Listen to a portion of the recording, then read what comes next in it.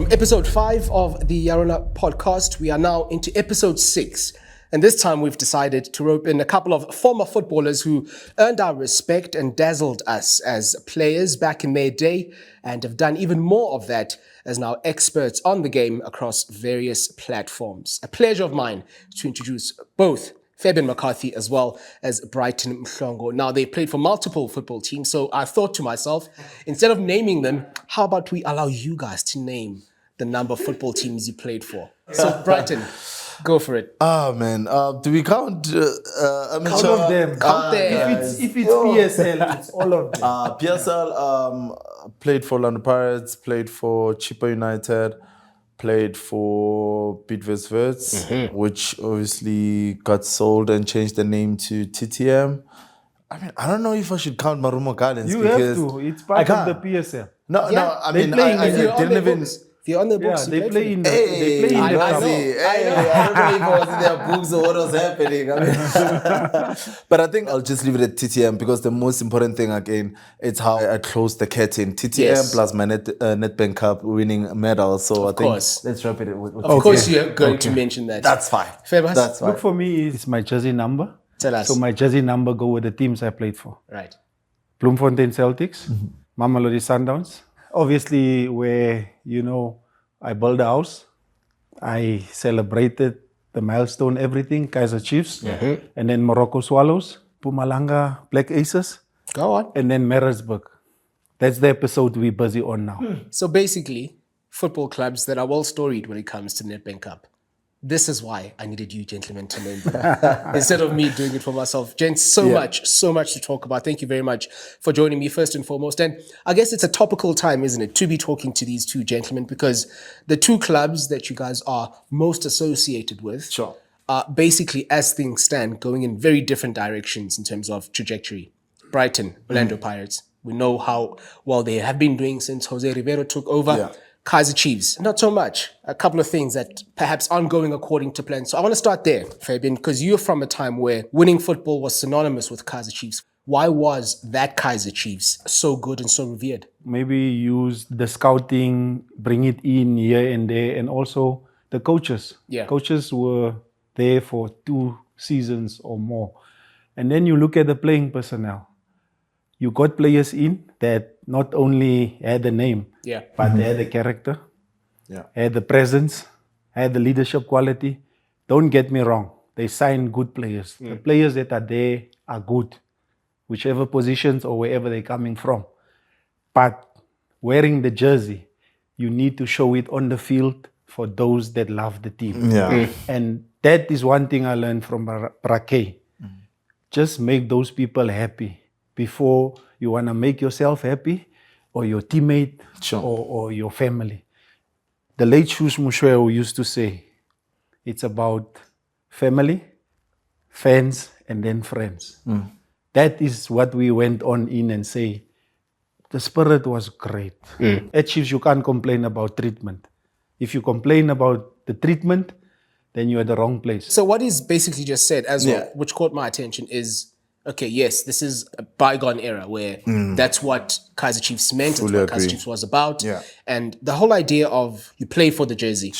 It's a term that gets bandied about quite extensively in our football. I don't feel that a lot of people understand what it actually means. So if you were to expand on that, what does that mean to wear Orlando Pirates shirt on your back? I believe that our voices, they carry a whole lot of weight.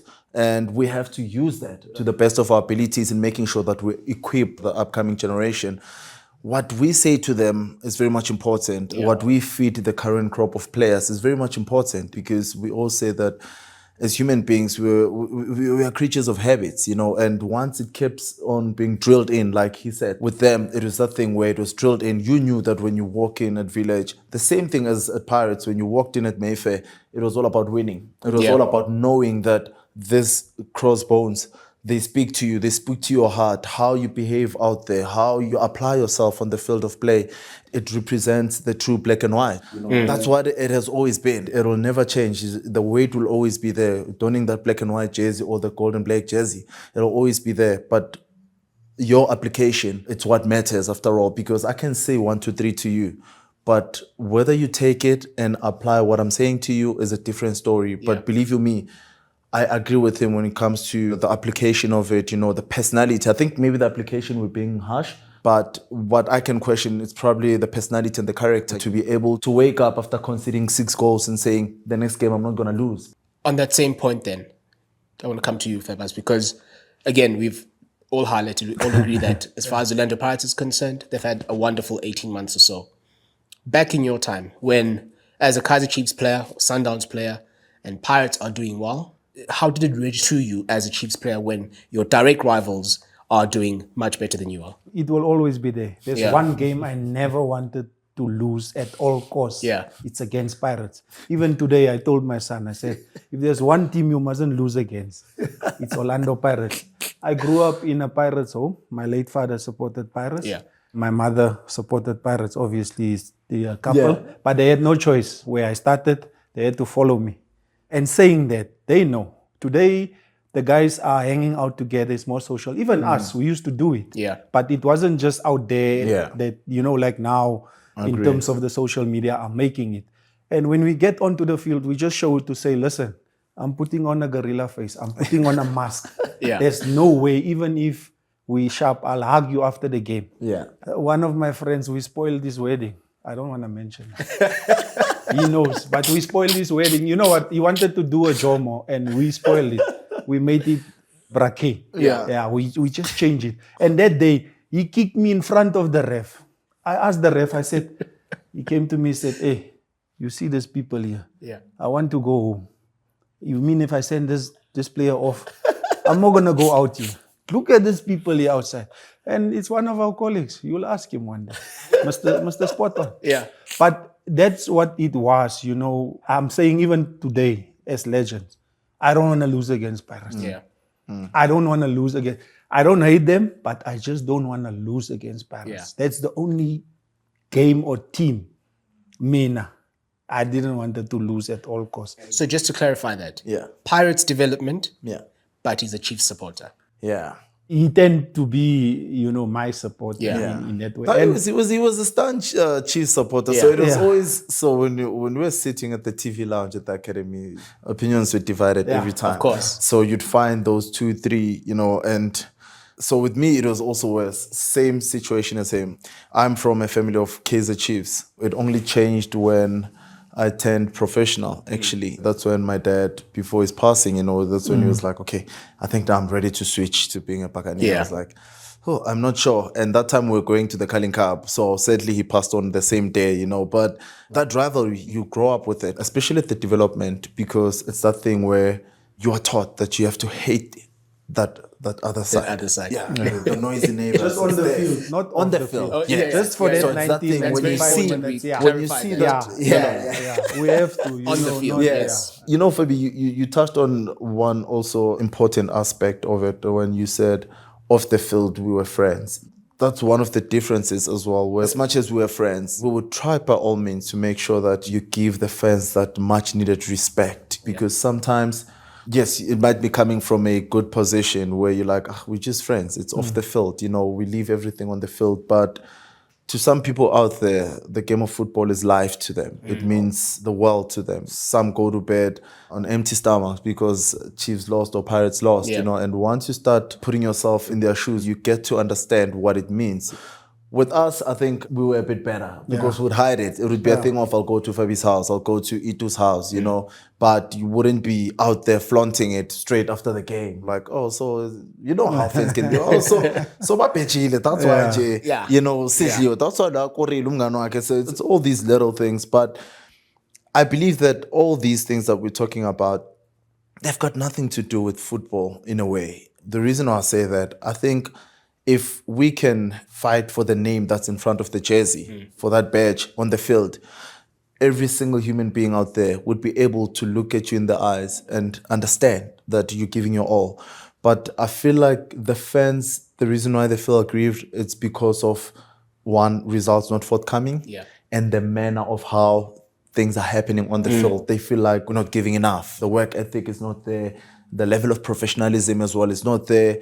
Whereas we know that the guys are trying, but I feel like there's certain things that we can try to eradicate so that we make it a bit, easier for us also to focus on the field of play. Yes, of course, you have been retired for a while now, but through your work and through the passion you still have for the game, are very close to football still. I want you guys to help me understand the essence of the positions you play. Very specialist positions, centre-back, goalkeeper. Start with you, Brighton, maybe. What governs a good goalkeeper? What makes a good goalkeeper? And if you've got any examples of modern goalkeepers, maybe in our game, before anything else, who you feel are close or knocking on that particular good goalkeeper door. I'll give you a simple answer. Being a good goalkeeper, you need to be a great human being. This guy. You just need to be a great human being. So, reason I say that is because, one, striker can make a mistake. There's always a midfielder to recover. Midfielder, there's always Fabian as a defender to recover and all of that, pick up the pieces. When Fabi makes a mistake, he looks at me and say, "Spider, what's happening, my boy? I have to save him." Sadly, for a goalkeeper, it's the back of the net. In fact, when you turn, it's the crowd that's busy hurling insults at you. They want to skin you alive. It's all of that. And the harsh reality about it is that you can have the best of games ever. And then you get to 93 minutes. Concede. 1 goal. He's the worst goalkeeper ever. And it's just a game of character. Yeah. How you come out of that. Because everyone, when we concede, you'll see the heads turning, looking at you. You know that, right? And now you're the governor who's just looking at everybody. Yeah. You have to govern these people. In good times, the strikers were amazing. That's a great goal. That was a great tackle. In bad times, no, the keeper, how can he let a soft goal like that? So that alone creates a good, strong character on and off the pitch. There's personality within you where you are able to engage with people, where you're a good judge of character.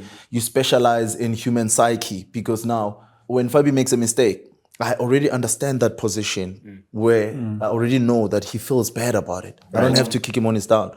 And because I need him, I need to lift him up, even when I can see that it's not working. So those are the things that make a great goalkeeper for me. That's why I said in simple terms, it's just being a great human being and being able to lead from the heart. I know they always say lead from the front, from the back and whatnot.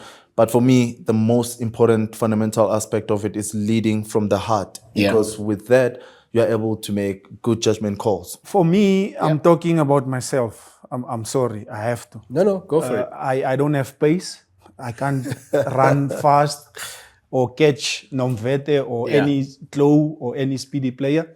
But I think what made me the defender where, I considered less goals if I was in the heart of the defense.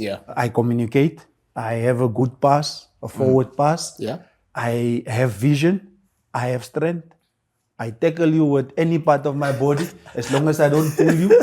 And I know certain areas of the field, especially in the center, like you said. If it's past there, he only have so much that he can do. And if I make a mistake, I'm putting him under pressure. They score.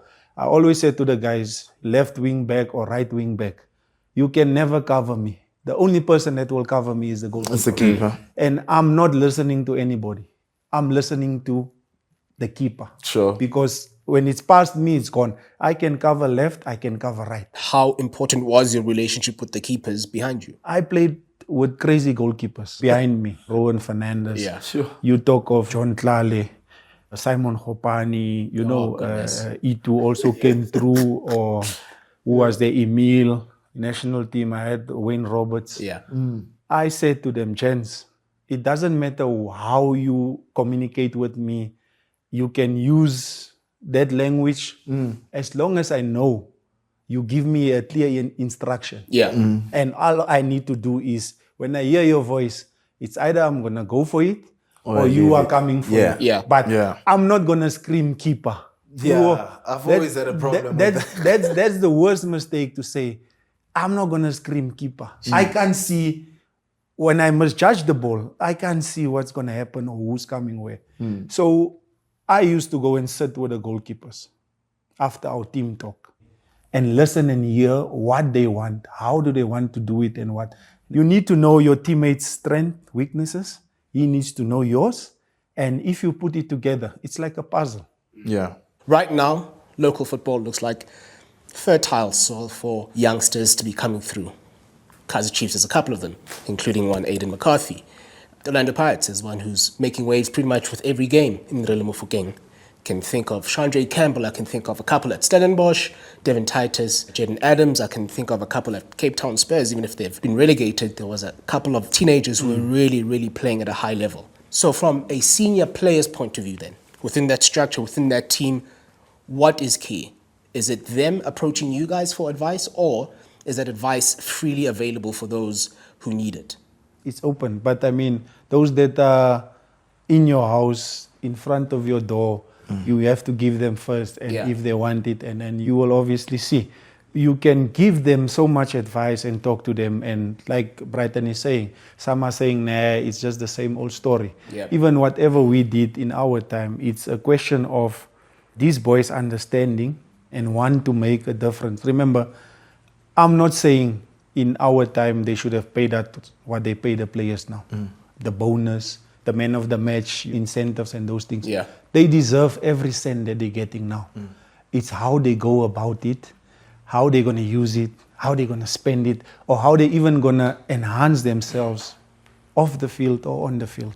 With all that said, I reach out to Abu Brix Mudau, Abu Lucas Khadebe, those former Chiefs guys that played, that I used to watch playing for Chiefs and falling in love with the team because of some of those individuals. And I even spoke to them, even when I left Celtics, even at Sundowns. The biggest guy that every time gave me a call or so, irrespective of who he played against.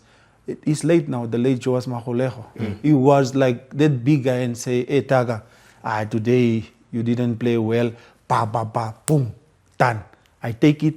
You know, Neil Johnson from Val Professionals, Cape Town Spurs, senior guys where you know they sit you down and say, listen, I'm not going to buy your face or sweet talk you. 1, 2, 3, 4, you messed up there.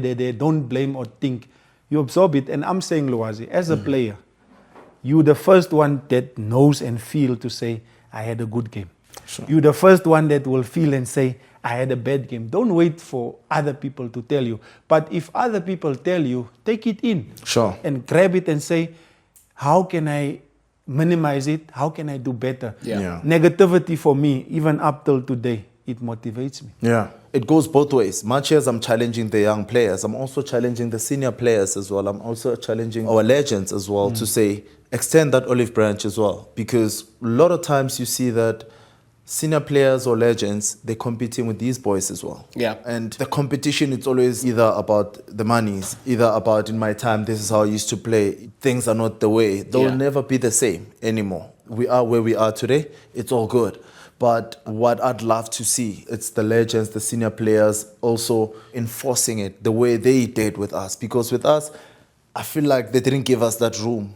Our senior players were the parents who are saying, it's my way or no way. This is how we're going to do it, because they knew it was going to help me. However, in this day and age, what we do is we're giving these boys a whole lot of leeway to say, it's up to you whether you take it or you don't. Once you tell me that as a youngster, I'm thinking, old man, you've had your fair share.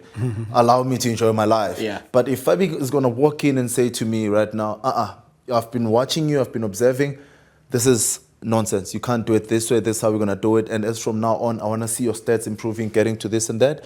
And always go back to that status update to say, okay, we spoke about 1, 2, 3. I said at this time of the season, I want you to be hitting these numbers. I want you to be at the national team. How far are we? I want to see you doing your extra training sessions. In fact, I'll take you to those sessions. You get my point? So these are the things that I feel like they'll always bridge that gap. They'll bring the youngsters closer to the senior players, and it will also bring the senior guys also closer to the gents and be able to fulfill some of their dreams that maybe they didn't get to fulfill through, And I always say, for me, I'd love to see my kid fulfill my dreams and go beyond that, so that when I sit back and be like, I would have loved, but I'm so glad that you are doing it. And what a way, especially for Fabi right now, with Aiden playing for Chiefs. You would love to see him at the Club World Cup. You didn't go there with the Kaizer Chiefs. You'd love to see him win a treble or to win a Champions League, which would be amazing. Or in fact, go and play abroad. And then you'd sit back and say, I'm laughing because it feels like Brighton is naming all the things you didn't do at Chiefs. Listen, you know, it's becoming something which I try to avoid as much as I can, but I can't. No, you can't. I have to Surely face not, it, and I have to think it. I said to one coach about 2 years ago, I said, at this stage or where he is, Aiden, he's far better than me. Remember, I never played GDL. I never played a structured DDC, development league. Yeah. I've never been in an academy where I meet with the gents. I had to travel to Bloem to go for trials and all those things. And that time, Abu Willem Vries will say, hey, this week you carry the balls, you make sure you do this. You know, now you don't have to do it, but find a way, like Brighton is saying, find a way to meet them, go down to their level, meet them halfway and say and judge and see. Because I've learned from coaches that used to scream at me that whenever somebody screams at you, shout at you, or always in your face, he sees something in Potential. you. He wants the best out of you. He wants you to progress and go further. Even to Aiden, I said, listen, if there's one person that is going to give you stick and stand up tomorrow if you do well and praise you, that's me. You know what I'm saying? Because if I'm not going to be true to you and honest to you, what am I going to do if I coach a team of 20 players? How am I going to treat them if I don't start and treat you right? So, Luas, we love this game. Absolutely. And with people like Nedbank or so, it makes even the game more exciting. Yeah. It makes it more fun. Now it's no more just for the players that win that medal, and it's for the fans. You win money. Yeah. The game evolves so. And with the times, we have to go with the flow. But also show these boys to say, listen, don't go in the fast lane. Stay in your lane, run your race, play your game, and you the know rest will follow. The ball, it will meet you there. The game will meet you there, but you're not gonna be forever playing the game. Like you said, we spoke about it and say we had hardship. You know, I'm not gonna lie to you. This game can hurt you, but if you respect it and you respect those around and involved in the game, I mean, we were not gonna be sitting here today if it wasn't because of the person he was, the player he was, where he is now today, and what. And I must say, we are grateful to everybody that's still involved, especially the sponsorships that are coming on board and changing lives. That Kiona program, how many players came from it? You know, some of us wanted to be on the coaching panel there, but you didn't qualify. Also, you know, some of us, our team still owe us medals. We were just talking about it. So maybe now, after this couch, after sitting here with the cushion, I can get my medal year 2010. I'm still crying over it. Fabian is talking to whoever is listening. Yeah, to whom it may 2010, to whom concern. it may concern. Yeah. He's just sent out that particular message, and perhaps this is the right time to wrap it up. Gentlemen, your insights, ever so wonderful. Thank you so much for your time. Fabian McCarthy, Brighton Mhlongo, wonderful footballers in their time, even better pundits on various platforms, and believe it or not, even better than that, they are as human beings. This has been episode 6. It's a wrap.